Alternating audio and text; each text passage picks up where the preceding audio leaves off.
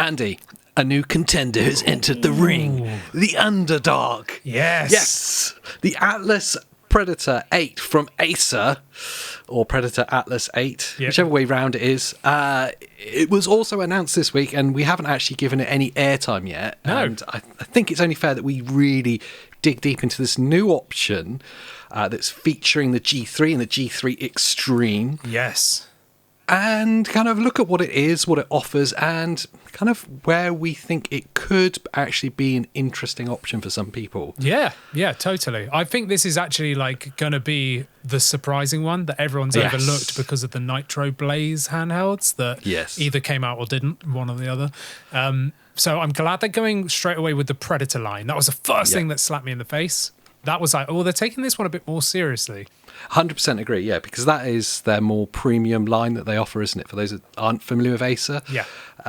So not to be confused with the Nitro Blazes. And they did release another Nitro Blaze as well, didn't they? Yeah. A streaming device that's coming. Yes. Oh, they announced it, yes. Yeah, they announced it, that there will be another handheld that they're doing that's a streaming only, yes. Yes, it's not to be confused either. This is their full fat Intel Arc G3 and G3 Extreme handhelds. And that's the most interesting part to start with, is that this is going to come in, as I was saying, 2 flavors. yeah, that's it. Chocolate and vanilla.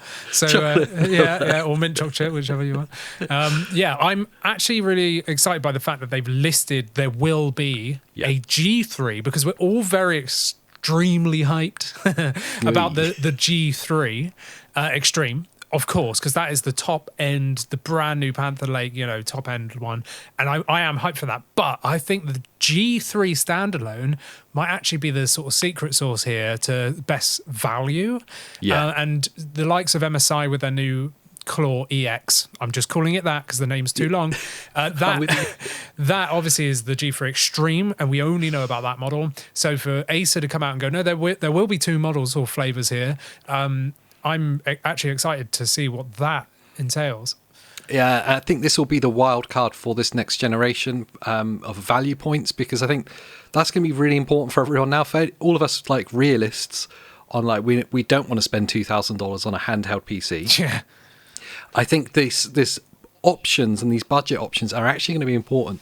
We don't know yet realistically what hands-on performance is going to be with the G3. Yes. The G3 Extreme, there's some wild claims from Intel and from MSI in the release. I'm sure ACER would be keen to point those out as well. The 42% better performance than the Z2E. Same performance, but at half the wattage. Where the G3 sits in that landscape is going to be very interesting, and how well it utilizes XeSS 3 as well. That's the thing as well, isn't it? Because this will still have machine learning. Upscaling, and that's what excites me. So even though this is the lower performance, we've got the B370 GPU versus the B390 in the G3 Extreme. That's why I kept thinking it was called the B3, by the way, because of the GPU side, the GPU element. Yeah. But anyway, so the G3, the little brother here, will still have that MPU, so it will be able to utilize XeSS 3 and XeSS 3 frame gen on a machine learn side. So it is actually exciting. I know it's claims and it's just marketing like propaganda so far, that 42% better, like you said, but it wouldn't surprise me if the G3 is either on par or still just slightly better than the Z2 Extremes. Maybe with XeSS. 100% agree. But I think that's going to be impressive. That's going to be really interesting. And then it's all down to price points, because if it does come in close or sit slightly under what the Z2 Extremes are going for, then I think they've got a very interesting offering here. Absolutely. Especially with the Steam Deck as well, when you consider the price of the OLED touching $1,000 as well. Yes. And whilst we talk about OLED, it's interesting because this is a deviation in what the screen is in this. Yeah. An 8-inch 1200p, so 16 by 10, 120 hertz VRR. The VRR window's slightly narrower than what we were talking about with the Asus device yesterday, isn't it? Yeah. So this it seems to be from what I saw, but I couldn't find the reference point. So take this bit with a pinch of salt. But I think it's 48 to 120, which is what we've seen in like the older Asus Allies, the MSI Claw, and things like that. So it's not going to be a 30 hertz to 120, as far as I believe. What's there going to be in terms of like low frame rate compensation there then? Not sure. I'm not sure. There's nothing confirmed on the Intel side, is there? Confirmed, and I can't find anything on their spec sheet on the Acer website either. But maybe it's got LFC, which would be nice. It's going to be really important. If the VRR window starts at 48, it's quite high. But we are still thinking in terms of like Z2 Extreme performance here. Very good point. If it's got XeSS 3 and frame gen capabilities, well, it does. But if it can really like utilize them, even with the G3, you're probably going to be quite far above that 48 hertz. You know, especially with the frame gen on. So you'll be within the VRR window. You might even be having to cap frame rates here. So I don't think it's going to be an issue, actually. If it was like the Z2 Go or like the Z2A, I'd be worried here. But I want to be positive and say this isn't going to be a problem. It's a 500 nit peak brightness on the IPS screen as well. Yeah. Kind of in line with what we see everywhere else, isn't it? Yeah. Feels like a very similar display as to what we've seen in the last generation of handhelds. Yeah, this looks surprisingly similar to the MSI Claw 8. Yes. So whether or not it is, I don't know. There's one thing that really surprised me though, digging through the Acer website, was the fact it's got Gorilla Glass Victus DCX, which I believe is AR, so anti-reflective, just like the new X20 Ally and the previous Allies that have Gorilla Glass. And anti-reflective is not matte; it's still gloss, but with anti-reflective properties, which means it's a huge difference. It changes everything. Yeah, it almost makes it non-reflective while still being gloss and not affecting color reproduction, which this has 100% sRGB as well. Which is, it's really good to see. Some of the more minor stuff there. Wi-Fi 7. It's cool. It's good to see. Yep. Micro SD card slot. Yeah, fine. Not SD Express. No. 2 Thunderbolt 4s. Great. USB-C. Really good to see. Yeah, fine. Now, here comes the interesting parts that really throw some price questions out there. True. Because when we're talking about the storage, the RAM configuration, and the batteries, the spec sheets all are very clear to list up to. Yeah. It specifically says up to. So like up to 1 terabyte Gen 4 SSDs, 2280s. So good, you could be able to change it yourself. Nice. Relatively easily. Easy swap, I'm sure. Yeah.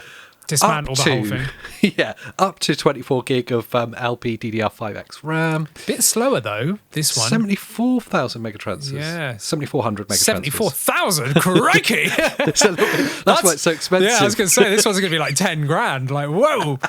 Yeah, 7,400, yeah. It is a little bit slower, isn't it? It is, yes. But again, because we're thinking this will be airing on the trying to be a bit more budget compared to the other ones, maybe that's a good thing. You know, it's still very fast.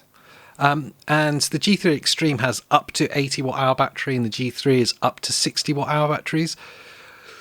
What that actually means when we start to see them hit retail, this up to thing, is it going to be a configurable option for yourself, like a pick and mix, or is it going to be there's 2 flavors and that's it? I think you might be going to stick with that. Yeah, I like it. It makes me smile every time. I think it's going to be 2 flavors for retail stores. So you're going to get the G3 and the G3 Extreme, and they're going to be set configurations at your retail store. However, if you go into like the ACER shop,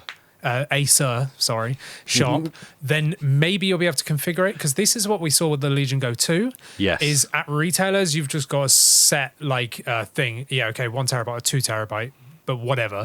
You know, but when you went onto the Legion Go 2 website, like when I bought mine, I actually got to downgrade my SSD to save money.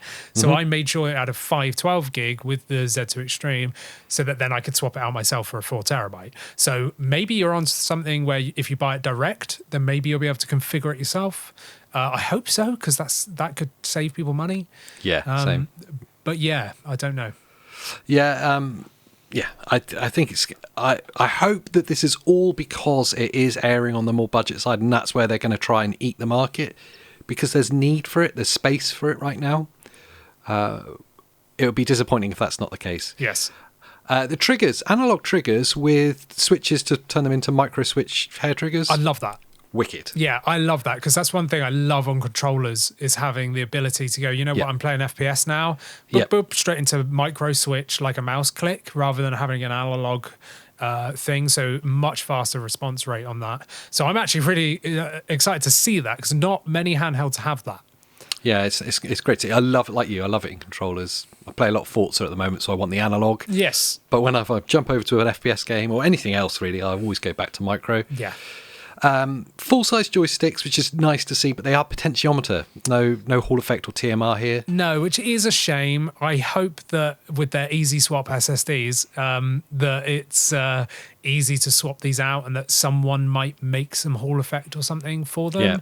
Yeah. Potentiometers, they're okay. I mean, I'm looking at GuliKit here, and it was confirmed that GuliKit did actually supply the TMR for the new ACES device. Yeah, the X20, yes. The X20 which we imagined, we thought that much. Yeah. They've been great at making really good kits for a lot of the handhelds, so it'd be good to see. It depends how popular this device is, whether these third-party manufacturers will step in. Yeah, I mean, I'm pretty sure GuliKit right now only support ACES in terms of their handhelds.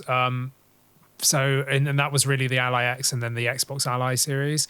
So we've not really seen any for like MSI or anything, even though most of those come with Hall effect anyway, so they don't need them. But yeah, I hope too that someone makes some here. But if not, potentiometer sticks are not the end of the world. They can go on longer than you think. They just are slightly more prone to drift, and they're not as accurate and stuff like that. It's okay. It really depends what games you're playing. That's true. How you're using the device. I know if you're just an average gamer, you're playing a lot of variant of games, you probably won't have problems with it. If you're the type of person that plays, let's just call it Call of Duty all the time, and that's the only thing you play, but you play for hours every night, you're going to get stick drift because you're smashing that in the same direction all the time. Absolutely, yeah. I've fallen foul. We both have with the Xbox. I've destroyed an Xbox Elite controller doing that. Yeah, the Elite controllers, absolutely. So that's a shame. The other thing, just going by the images, because we haven't had hands-on, of course, is not sure on the D-pad. Looks a little bit... Yeah, we've been spoiled, haven't we? I think's the problem. Yeah. Would you call that a dished D-pad? Yeah, it's like a dome style-y. And whilst my favourite D-pad on any handheld right now is the Legion Go 2s, this one just, I don't know. It looks like a Mad Catz D-pad. Yeah, I wish it said in collaboration with Mad Catz. I'd want one just for that. Yeah, exactly. And I'm sure it was Mad Catz. I'm going off on a tangent now, but bear with me. I'm sure it was Mad Catz. But back in the Genesis days, there was a controller that didn't have a D-pad. It was a recessed ribbon. Yes. And it was like touch-sensitive ribbon pad. Yeah. It was disgusting. It looks horrible. A bit like that, is my point. Yeah, it was disgusting. Yeah. 2 macro buttons. Yep, cool. Yep. Yeah, I mean, judging by what I've seen of some people be hands-on with this device, they said they're a bit throwaway, meaning like not ideal. But I'd rather have them than not, even if they're a bit spongy or whatever. Yeah.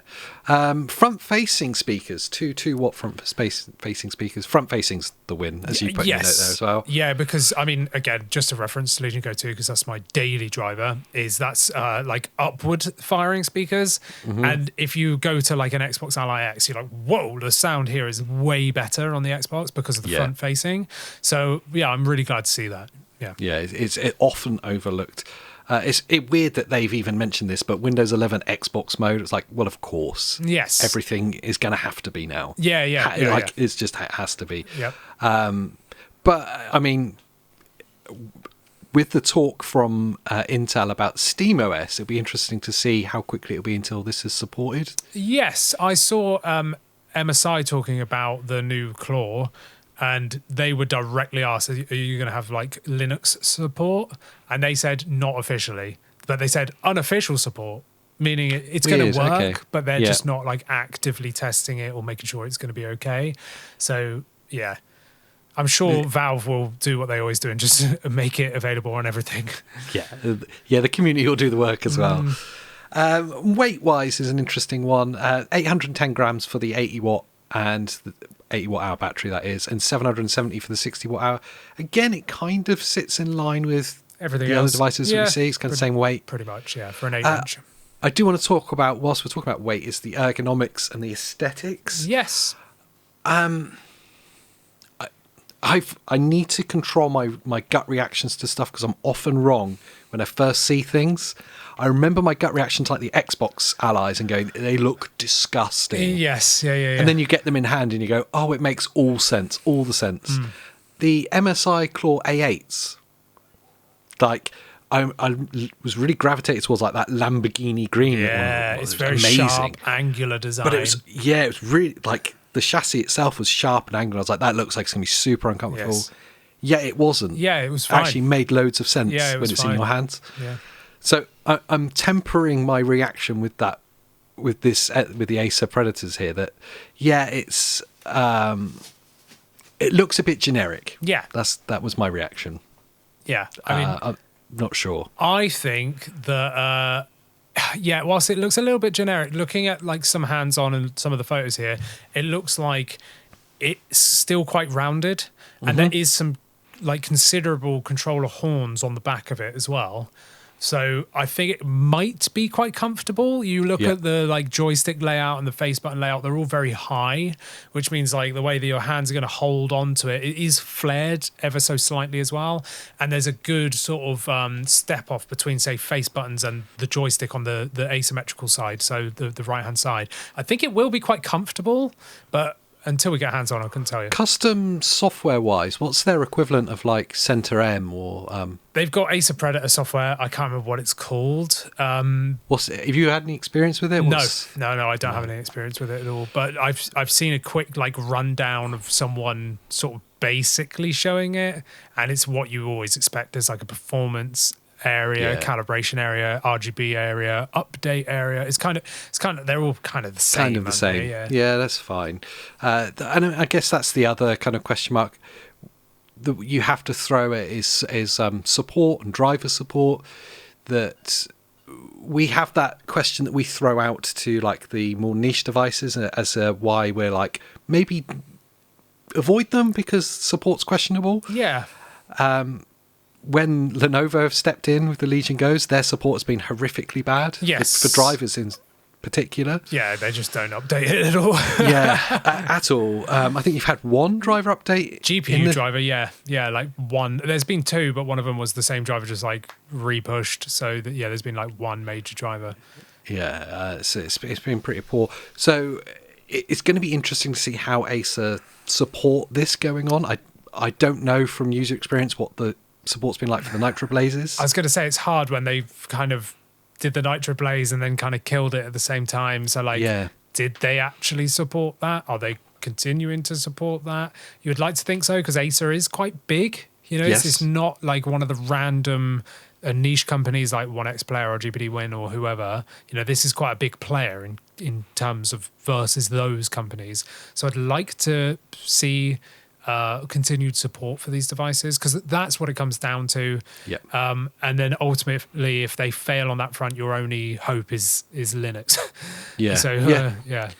Which is probably going to wind up being fine and probably going to wind up how a lot of people will go with a device like this. Probably, especially the G3. If SteamOS is a viable option and you have that slightly lower power G3, it's all about price. And I think if they price this right, it is absolutely the wild card of this generation. I am 100% with you. And all the little things that we're like, it could be a little bit better. I think they've done this as cost-saving measurements. You know, like the screen is not the best screen in the world. Like, you know, it's not got Hall effect joysticks. Like the D-pad looks a little bit meh, you know, like maybe the plastic build quality of the shell isn't quite up to scratch. I'm just saying hypothetically here, the fact that you've got like up to, in certain instances, slightly slower RAM here, like little things are just saying to me like they're cutting corners here to bring the price down. And if they do that, they are going to win, especially with that G3 that we keep mentioning, because that's the underdog right now, I think. Yeah, 100%. The underdog and the wild card. What would be... There's been no talk of price yet. No. I've not even seen rumours or leaks or anything, which also suggests to me that it might be a little bit further away from retail than the MSI devices. Yeah, they've not actually speculated a date at all, or even like a pre-order date or anything, unlike the MSI, which, you know, is coming out this month supposedly. When we first heard about this device, the first whispers were it was going to be an October release. So it's announced now it's going to be for retail in October, which does kind of make sense, does kind of fit a timeline. Yeah. But no word on price point. What would be your gut? What's your gut telling you about this? It is so hard. Everything's upside down now, isn't it? Because the pricing is just so whack. Do you know what I mean? Like, take what you think and then double or triple it. And that's your actual price. Because MSI came out and said that theirs was going to be $1,500 and now pre-orders are up for $1,699 for the G3 Extreme, I would say the Acer G3 Extreme, let's just take MSI's as a price of $1,700, right? I would like to see the equivalent here, so the G3 Extreme, to be like 300 less than that. Yeah. You know, and I'd think fine. So if this was 1,400, then fine. I wouldn't like that. but you know, just in this market, fine. If the G3 could hit 1,000, then we're onto something here, I think. That's exactly where my gut was at as well. If it can hit the same price as the Steam Deck OLED and the Xbox Ally X, then you've got some real competition. Yes. That would be very exciting. I mean, if it can come in under that, imagine if you get to 899. I was just about to say, imagine if this launched at 899 for the G3, the B370 I reckon that's going to real stir up the crowd, and this might actually fly. And I'm hoping that they're like thinking that themselves as to why they've chosen the specs and stuff that they've chosen. It all depends on viability and what their supply chains and RAM and all that, and how many they've made stuff as well. Yeah, how many they've made. The rep from MSI was keen to say in one of the videos you were watching that it is component prices that are doing this, and when component prices come down, the prices will drop as well. True, yeah. So we know we're in this volatile time, so it all depends on how they've managed to source stuff and where it's built, all the rest of it. But yeah, it could be really exciting. It all depends on the price. I'd love to know what you guys think. Are you kind of interested in the Atlas 8 G3 or the G3 Extreme? Which flavors particularly? What's your favorite flavor? Yes. I think that's going to be like a regular thing now. It's going to stick. Yeah. Let us know in the comments down below. Join in the conversation. Let us know what you're thinking. Once you're down, make sure you like this video, subscribe for more handheld gaming content. What else should they do, Andy? Become a member, and you get to chat to us on our private Discord as well. Yeah, love it. So until the next time. See you next time. See you next time. It's not the podcast, so I can't say the other. I know. I'm sorry.